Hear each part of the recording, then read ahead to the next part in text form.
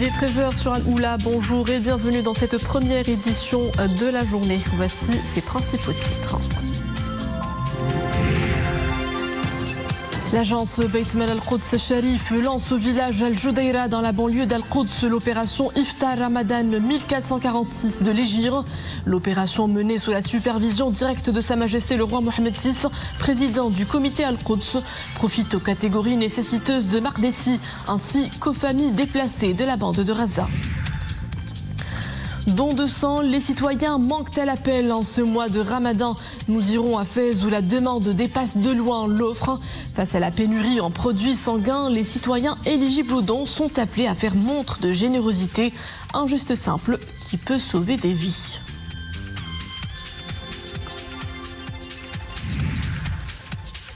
Enfin, immersion dans l'univers équin sous l'œil du photographe Rabi' Lokili. Ce passionné de Tboreda suit le rythme des galops pour capturer cette créature divine, complice de l'homme. Une consécration de la tradition équestre marocaine dans toute sa splendeur. Bonjour, à l'occasion de l'avènement du mois sacré de Ramadan de l'année 1446 de l'Hégire, Sa Majesté le roi Mohammed VI Amir al-Mouminin a adressé des messages de félicitations à ses frères, leur majesté, excellence et altesse souverain et président et émir des pays islamiques. En cette même occasion, le souverain a reçu des messages de félicitations de nombreux chefs d'État de pays islamiques, implorant le Très-Haut de renouveler pareille occasion pour Sa Majesté le roi dans la santé et la quiétude et pour le peuple marocain dans davantage de progrès et de prospérité. Sa Majesté le roi Mohammed VI a également adressé un message de condoléances et de compassion aux membres de la famille de l'ancien ministre des Affaires étrangères, feu Mohamed Ben Issa, décédé vendredi. Dans ce message, Sa Majesté le roi affirme avoir appris avec grande émotion et profonde affliction la nouvelle du décès de Mohamed Ben Issa qui a répondu à l'appel de son Seigneur en ces jours bénis.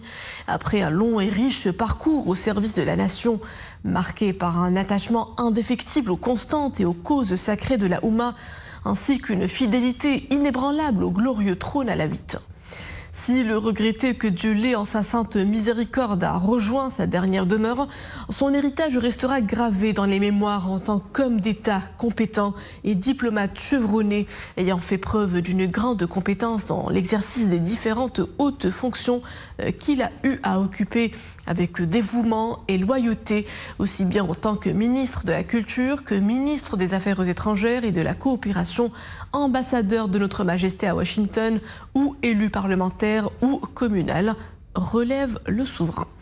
Sa Majesté le roi affirme se remémorer avec considération les hautes qualités humaines, l'ouverture d'esprit, l'intelligence et la passion pour la culture du défunt qui avait fait sien le souci du rayonnement culturel et artistique d'Asséla, sa ville natale, pour laquelle il a voué ses efforts au service de son développement et son rayonnement culturel et artistique sur les plans national et international, notamment en fondant et dirigeant la fondation du Forum d'Asséla, incarnant ainsi un exemple sincère à suivre de citoyenneté responsable. Il est temps à présent de retrouver notre consultant, le professeur de droit et politologue Moustapha Sahimi pour le décryptage de l'actualité dominicale. Bonsoir professeur. Bonjour. Bonjour, plutôt. Alors, l'actualité marquante à l'échelle nationale cette semaine, c'est le message royal invitant le peuple marocain à s'abstenir d'accomplir le rite du sacrifice de Eid al-Adha. Un message à forte charge sociale et économique. Quelle lecture faites-vous de la décision d'Amir al-Mouminin dans le contexte actuel ? D'abord, ceci, c'est un message royal qui a été accueilli, vous le savez, avec un grand soulagement de la part des citoyens, compte tenu de leurs difficultés, de la détérioration de pouvoir d'achat et de la cherté spéculative d'ailleurs des moutons. Alors c'est un message qui a été lu par le ministre des Affaires des Habous et des Affaires islamiques. C'est un message intéressant parce que le souverain aborde plusieurs points. Il dit d'abord que le rite sacrificiel, c'est un rite hérité de la sunna, confirmé dans la mesure du possible. C'est intéressant la formulation. Il relève aussi qu'il y a une forte baisse du cheptel. Aujourd'hui, vous savez, le cheptel a baissé entre 2016 et 2024 de 38%. 38%, donc c'est là, il y a un gros problème. Et puis, Souverain explique aussi qu'il a voulu soulager donc les charges des citoyens modestes et à faible revenu, défavorisés. Et en même temps, deuxième souci du souverain, assurer donc l'équilibre du marché, puisqu'il y a ce déficit entre l'offre et la demande, d'où le renchérissement des prix. Alors, c'est là évidemment une vision responsable, sage du roi, comme un mille mominine.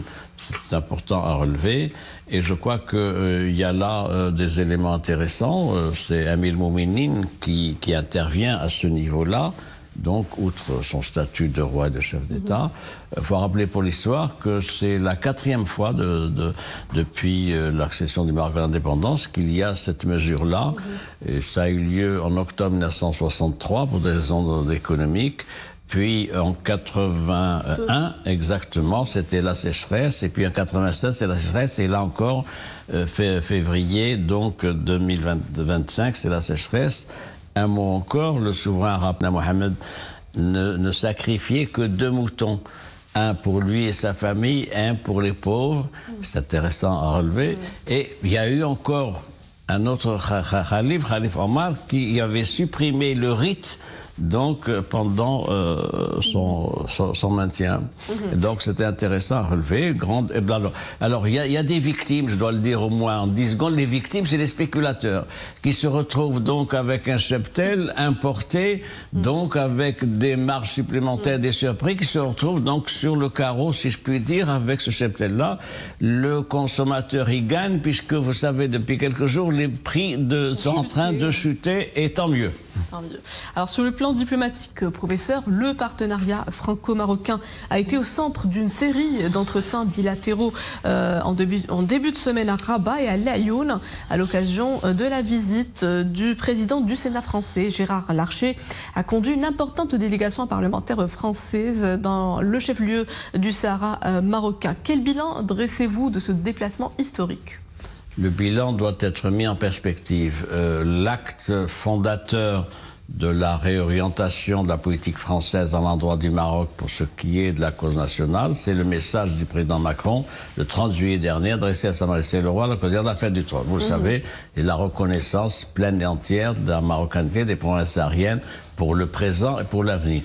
Deuxième acte fondateur, c'est la visite du président français, donc visite d'État, donc au Maroc à la fin octobre dernier, vous savez, et puis son discours extrêmement important, vous savez, sur la nature, la dimension des nouvelles relations entre les deux pays. Maintenant, si je puis dire, ça c'est au niveau du sommet de l'État.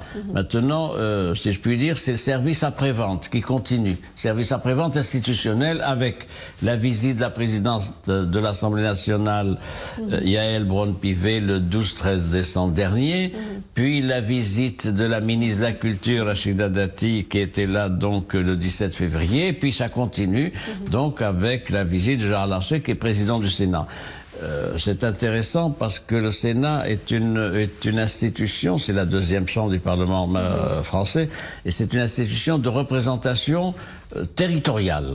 C'est à la différence de l'Assemblée nationale, c'est la représentation citoyenne. Alors il a tenu des propos tout à fait forts dans la ligne de ce qui avait été dit.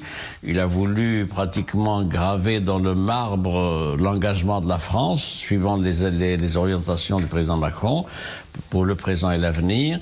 Il a réitéré le soutien de son pays donc à l'autonomie telle que consacrée par le Conseil de sécurité. Et puis il a eu cette formule, il a dit « Je suis là pour incarner le regard neuf de la France sur le Maroc et les provinces sahariennes ». C'est important. Je voudrais formuler une autre proposition, c'est que tout ça continue, c'est une dynamique, et qu'on aille au-delà vers quoi? Vers un partenariat, une coopération de territoire et de région, et il faut espérer que ça soit inscrit dans la feuille de route 2025 et au-delà. On enchaîne, professeur, sur un autre volet, les droits de l'homme, avec la tenue à Genève de la 58e session du Conseil des droits de l'homme. Le ministre de la Justice, Abdeltef Wahbi, a conduit une délégation marocaine dans cette assemblée. Il a tenu une série d'entretiens bilatéraux. Abdeltef Wahbi a d'ailleurs saisi l'occasion pour mettre en avant les réformes et les chantiers menés par le Royaume en matière des droits de l'homme sous la conduite éclairée de Sa Majesté le roi Mohamed VI. Que retenir de la participation du Maroc à cette assemblée de haut niveau? C'est d'abord une participation d'un État qui a une crédibilité au sein de cette institution spécialisée qu'est le Conseil des droits de l'homme. Je vais donner un exemple. Le Maroc a présidé cette institution au cours de l'année 2024 en la personne de notre ambassadeur Ammar Sniba. Alors, l'ordre du jour est chargé, une session qui dure du 24 février au 4 avril, c'est-à-dire 6 semaines. Donc, c'est un ordre du jour chargé. Il y a 80 rapports sur Moyen-Orient, l'Ukraine, le racisme, les droits de l'enfant, justice transitionnelle, etc.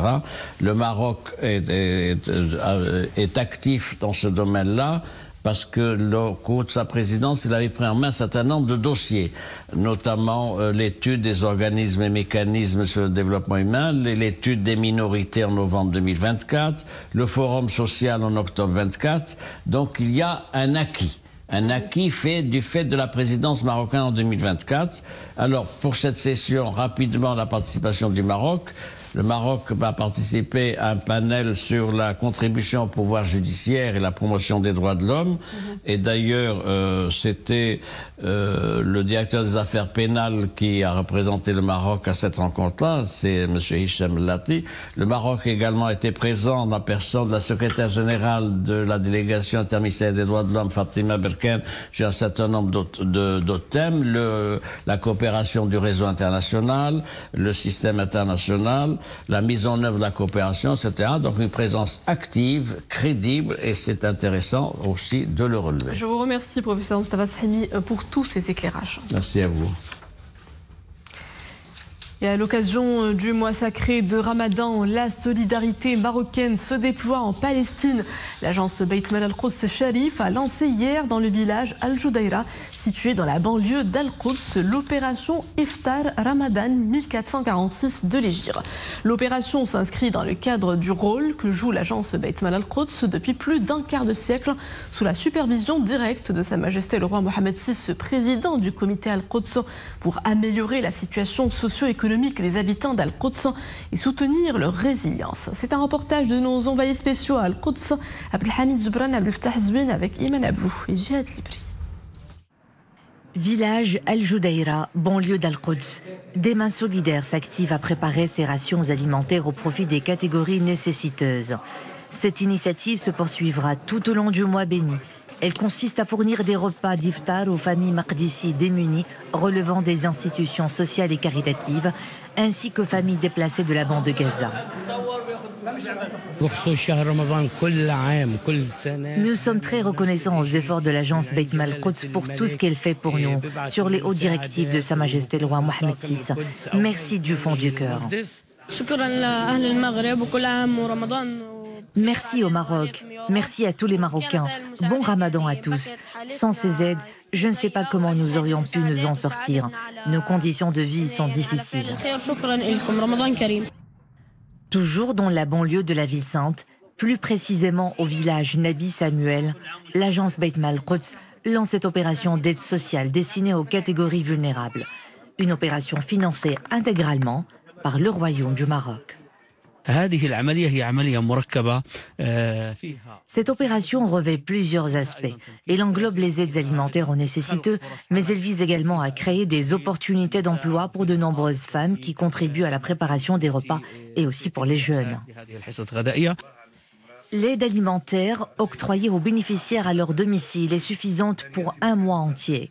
Elle comprend 22 types de produits de base les plus consommés, ainsi que des compléments alimentaires essentiels dont les familles ont besoin pendant le mois de Ramadan. Le programme du Ramadan à Al-Quds pour l'année 1446 de l'Hégire prévoit la distribution de plus de 30 000 repas chauds à raison de 1 000 repas par jour. Et quoi de mieux que ce mois de solidarité et de partage pour faire un cadeau précieux et périssable, le don de sang, un acte citoyen et humanitaire qui entend répondre à un besoin chronique. En cette période de ramadanesque, peu sont ceux qui tendent le bras. Pourtant, les besoins se font pressants.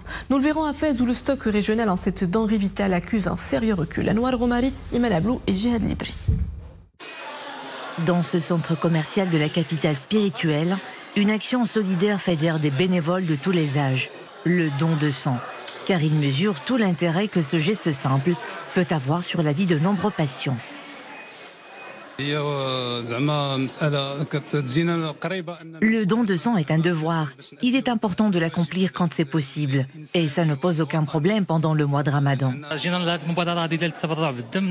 Je participe à cette initiative car je suis bien conscient de l'importance que ça représente. Ça sauve des vies. J'appelle les jeunes en particulier à venir et faire don de leur sang de manière régulière, car il y a une grande pénurie. Et oui, le sang est une denrée vitale, la seule substance que l'on ne peut pas fabriquer. La région Fès-Meknès fait état d'une pénurie importante. Le centre régional de transfusion sanguine a besoin de 150 à 170 donneurs par jour. Nous organisons des actions de proximité pour sensibiliser les citoyens à l'importance du don de sang. On leur explique que cela est sans risque durant le jeûne. Les centres régionaux de transfusion sanguine sont opérationnels après la prière d'Al-Isha pour accueillir les bénévoles et sauver les vies des patients qui ont besoin de cette denrée vitale. Plus qu'une responsabilité, un devoir. Le don de sang sauve une vie et aide à la guérison d'une maladie. Le Maroc a un besoin quotidien de plus de 1000 poches de sang. Les grandes villes ont un besoin encore plus important compte tenu du nombre d'hôpitaux et de patients. Ces clichés racontent la beauté sauvage d'une noble monture. Rabia Loukili fait du cheval la pièce maîtresse de son œuvre. Ce passionné de Tborida capture l'âme d'un art équestre ancestral, un hommage à la beauté majestueuse de l'homme et de l'équidé. Abdelrahim Ben Cheikhi Mohamed Touanina, le récit est signé Maria Ouad. Il capte mieux que personne le geste, mais aussi les détails imperceptibles, celui du vêtement drapé, du turban noué sur la monture, du cabrement du cheval, avant que les cavaliers ne s'élancent dans la course. Fasciné par le monde coloré des Sorba et de la Tboreda, Rabia Loukili raconte à l'aide de ses photographies sa fascination pour cet art équestre millénaire qui fait la grandeur de notre patrimoine. Un jour, je me suis retrouvée au cœur d'une Tboreda et je me suis trouvée comme happée par la beauté des lieux et par les gestes des cavaliers. J'ai ressenti immédiatement comme un déclic, celui d'immortaliser ces instants.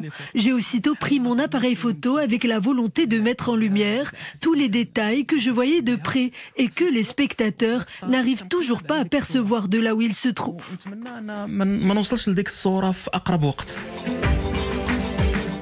Mais Rabia Loukili est aussi ce sociologue de l'image qui donne à voir la beauté de la fantasia, comme si l'on assistait au galop des cavaliers et que l'on entendait les détonations des fusils et le tumulte de poussière sur le champ de course.